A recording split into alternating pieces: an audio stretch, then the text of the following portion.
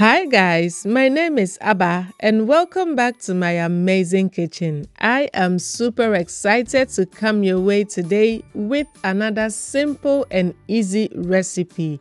We are making homemade tomato paste, sometimes also referred to as tin tomatoes.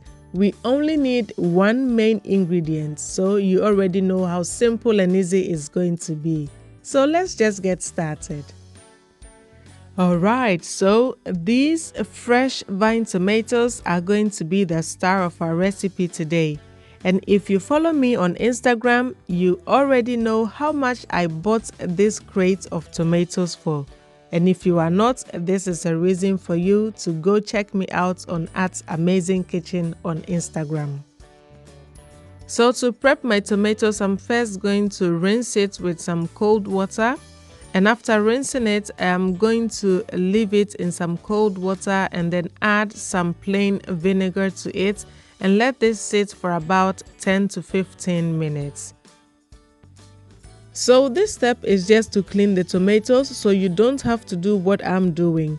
If you have any other way you clean your tomatoes, please go ahead and do it just like that.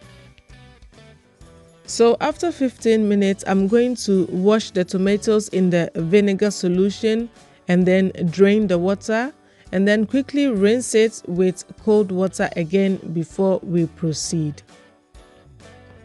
So now that our tomatoes are beautifully cleaned, we are going to remove the core and chop it into chunks.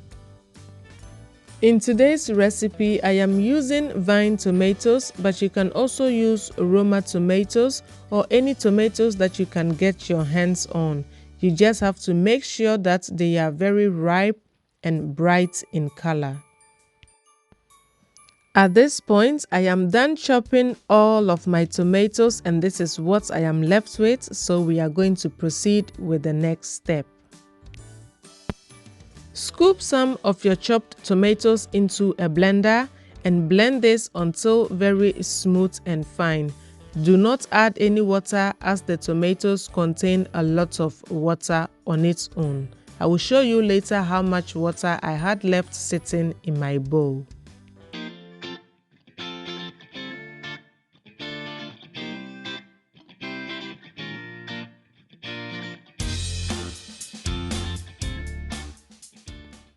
So once my tomatoes are done blending, I am going to strain it into a large pot, and it's best to use a wide pot so that your tomatoes can cook faster.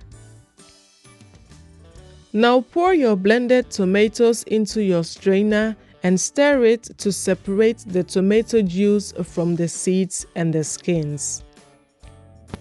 Once you are done straining your tomatoes and you are left with the seeds and the skin, you can set this aside and use it in your stew or any other recipe that doesn't require smooth tomatoes.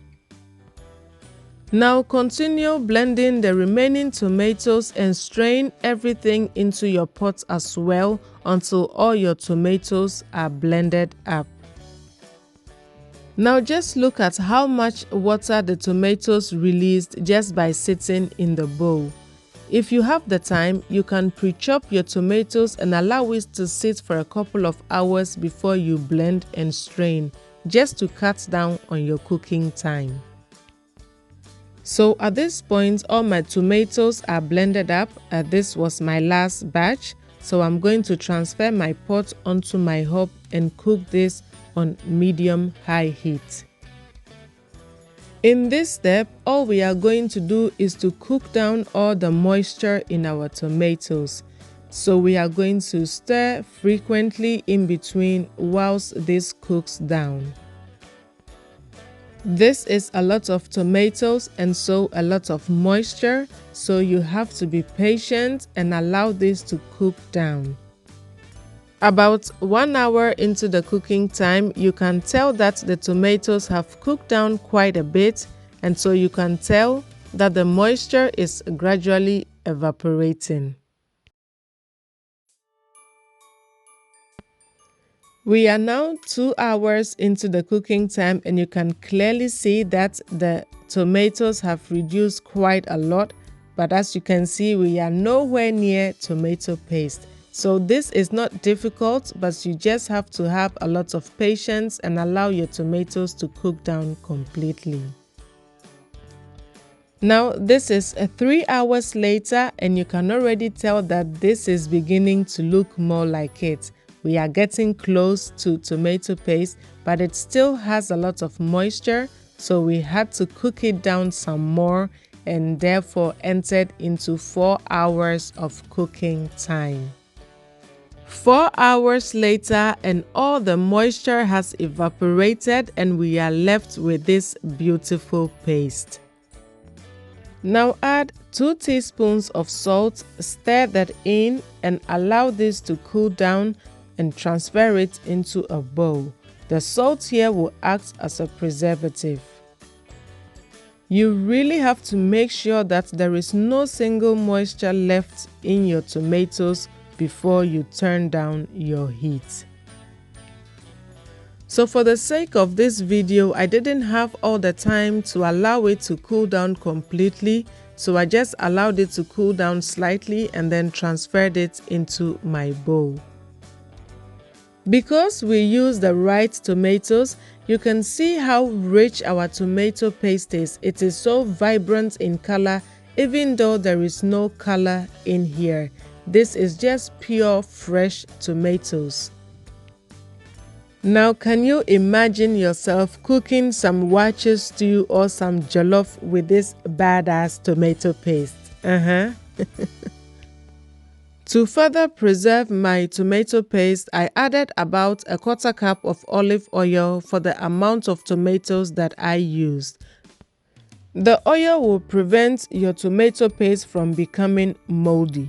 Now you can store this in your fridge for up to about 4 weeks.